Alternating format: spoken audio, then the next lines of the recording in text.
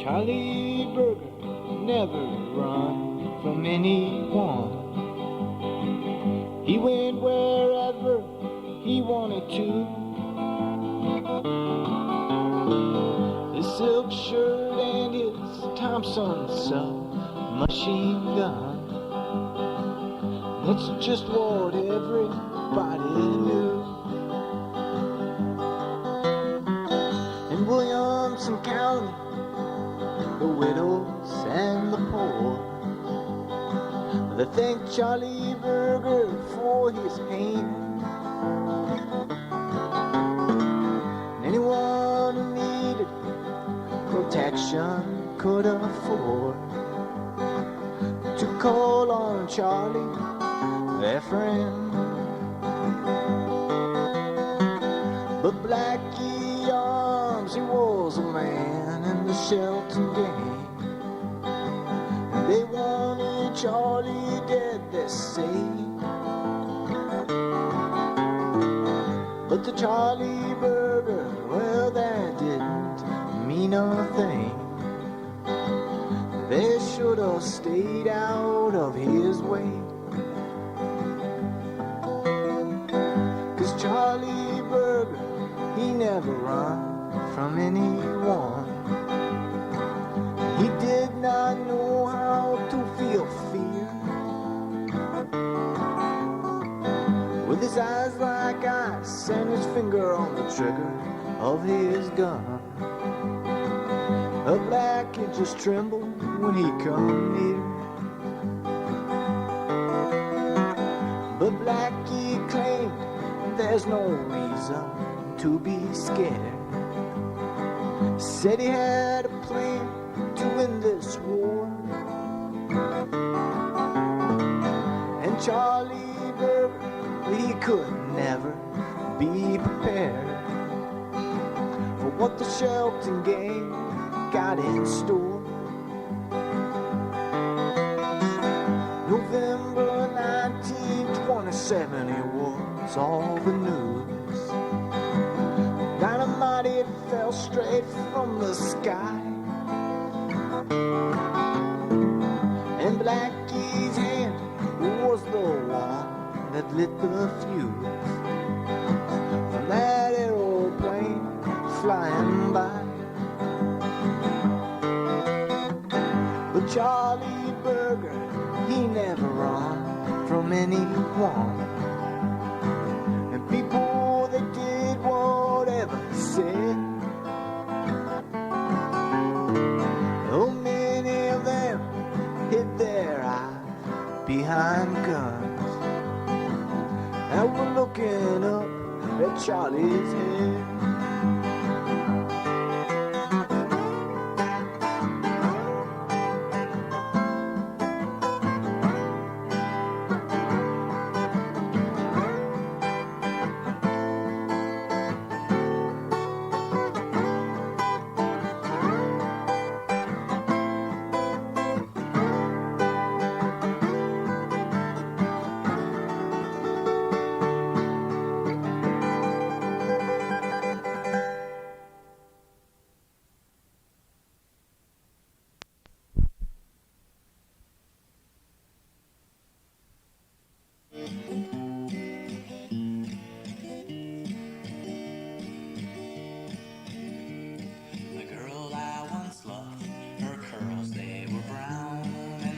Across her face as her feet stepped the ground, and they danced through the night to the soft echoed sounds of the whisper of trains in small northern towns.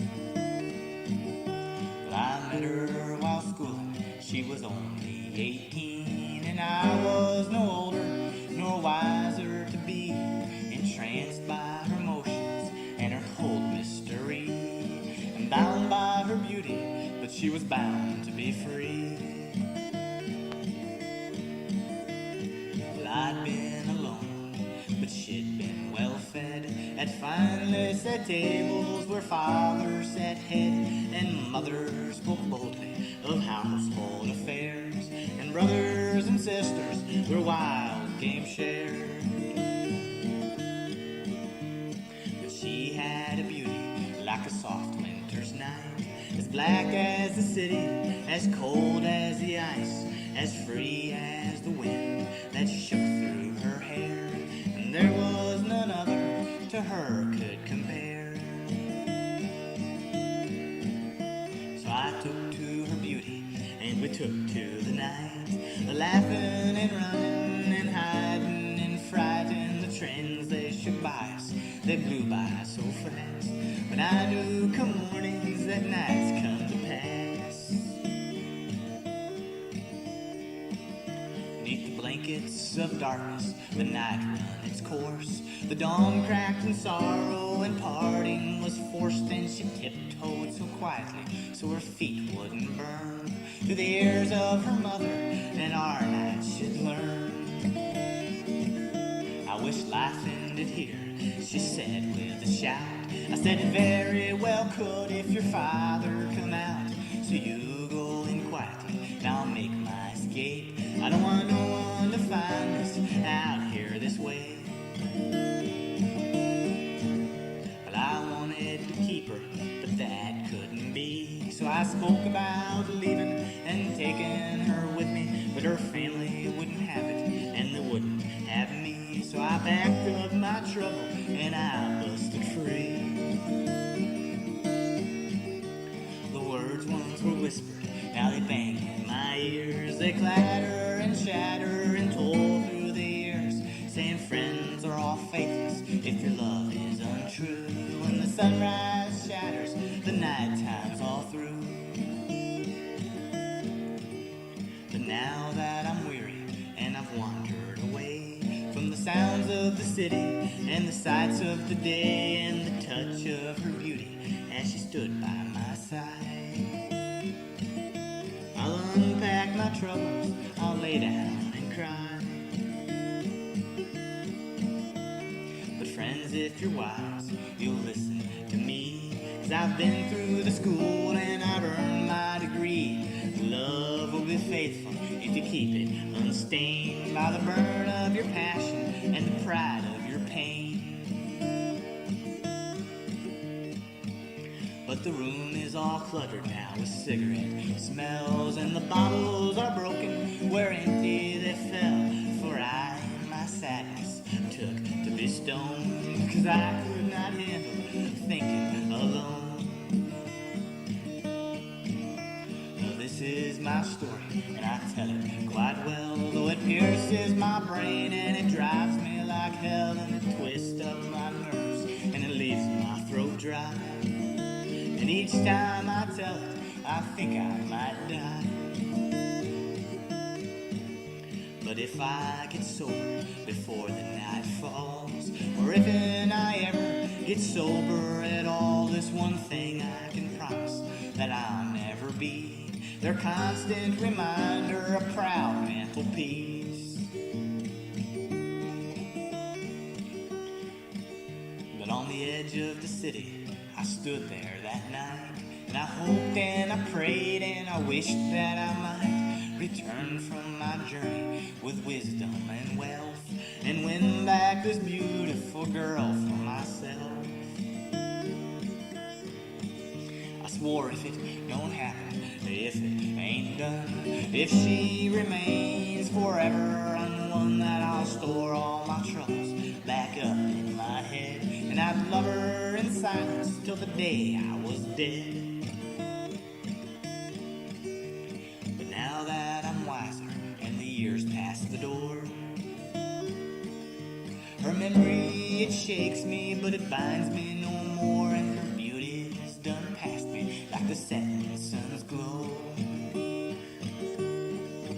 And I can lay down my troubles and walk home alone.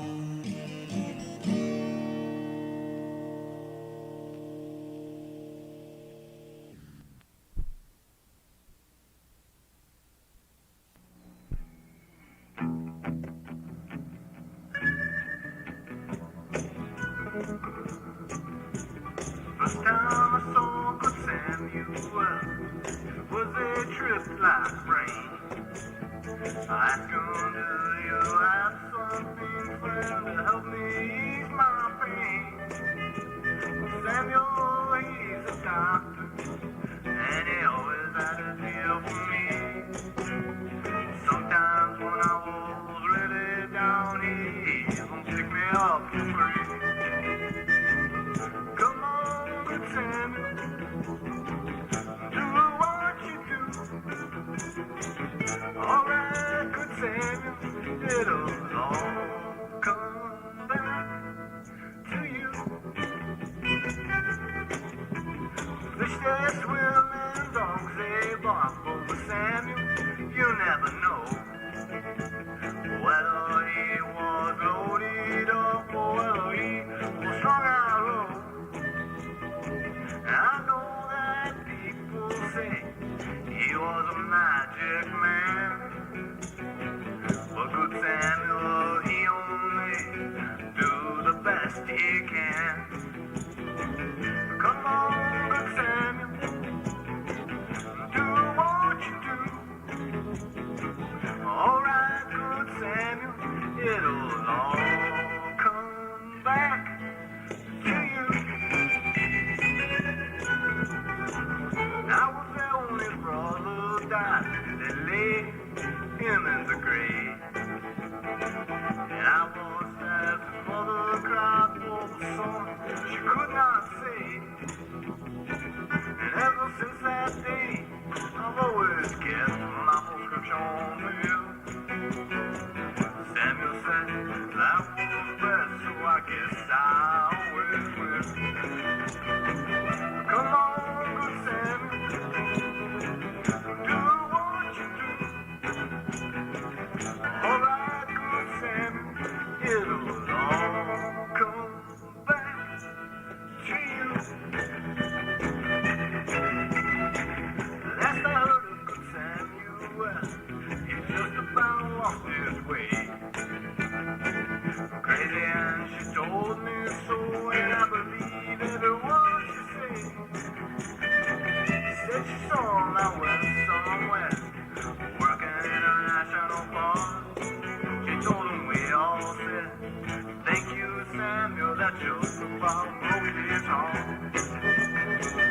Come on, good Samuel, do what you do. Alright, good Samuel, it'll all come back to you. It'll all come back to you.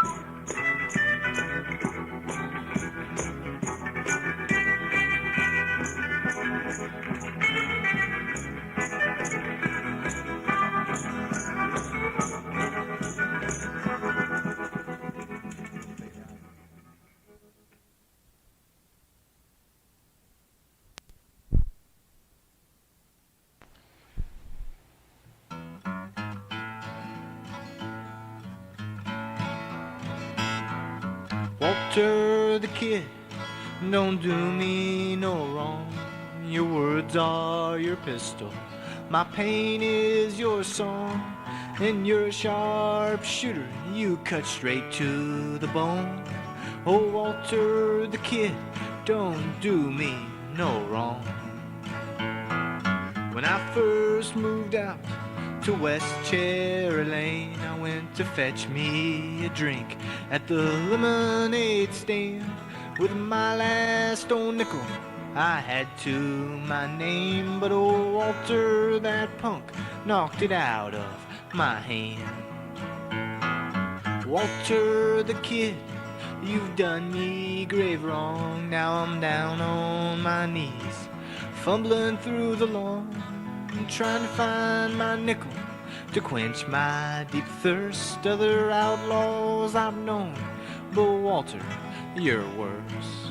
Now I don't mind bumming around, having a bad name in school and in town. For Walter, he's rough, he's tough, and he's tall, and he flunked the 3rd grade 'cause he's got no brains at all. Walter the Kid, don't do me no wrong. Your words are your pistol, my pain is your song. You're a sharp shooter, you cut straight to the bone. Walter the Kid, don't do me no wrong. Now my little sister, she's the sweetest little thing. I always kept her hid from Walter's rough game. But one day I heard a rumor, now I'll never understand why my little sister would be holding Walter's hand. Walter the Kid, now you're a dead man. Meet me after school behind the lemonade stand to fight for my honor and my sister's good name. I know she'd never do the things that you claim.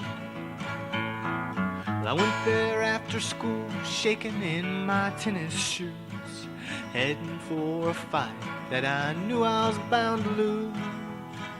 I said goodbye to my mother and I kissed her sweet hand, saying I'm leaving here a boy, but I'll come back a man.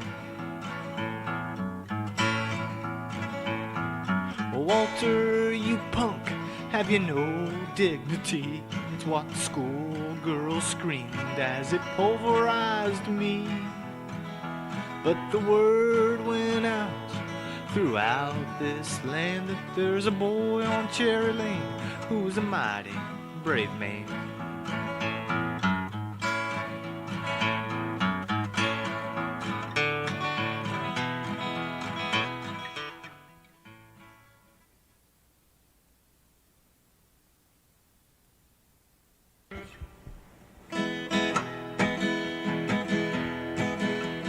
Hey there, Mr. President, please don't send my friends. I will be alone at home when their life does end. So if you fight for glory, please don't battle with their blood, flowing in far-off rivers, crashing like a flood.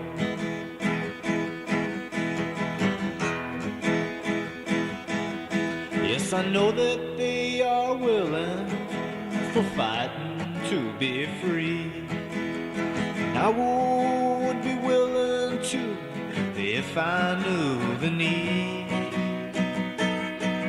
But now young girls cry and old men sigh as I stand here in tennis shoes, watching all my friends go by wearing military boots.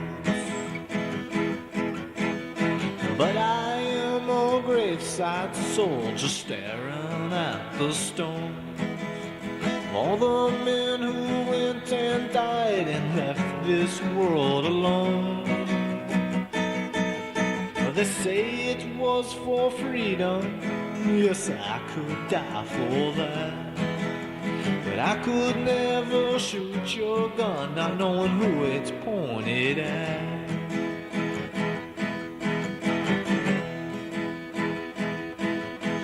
As the sun sets on your shadow, man, we must live with what we've done.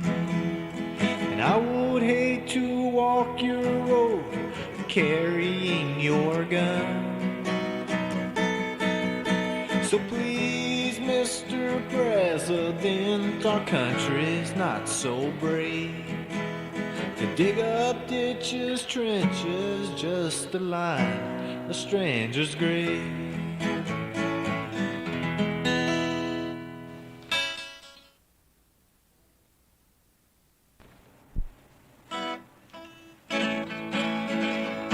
Big man Hurley was a thief from Tennessee, and I only ever really seen him once. But standing by his side was little Pete McBride. Seemed to be always where he was. The big man Hurley and his good friend little Pete, they were the craziest that I knew. So I only met them once, I swear it was enough to know they do whatever they want to do. Now the big man Hurley turned his head to Little Pete. Saying, boy, it's getting bad in Tennessee. There's places we can go, but where I just don't know. Little Pete said, leave that up to me. Little Pete had a brother who lived down with his mother in South Carolina's Myrtle Beach. It's a tourist town they knew, but what else could they do? Packed up all their things and left Tennessee. The big man Hurley and his good friend Little Pete, they were the craziest that I knew. Though I only met them once, I swear it was enough to know they do whatever they want to do. Now the big man was filled with pride, and so was Pete McBride. So when I-40 east thumbing right, they only stole from a few, but what else can you do? Always have lived that kind of life. But the police back in Dyer, they're sizzling like a fire, trying to catch up with Hurley B. They say we know he's not alone, cause we tapped his telephone. We heard him talking to Little Pete. The big man Hurley B and his good friend Little Pete, they were the craziest that I knew. Well, I only met them once, I swear it was enough. They did whatever they wanted to.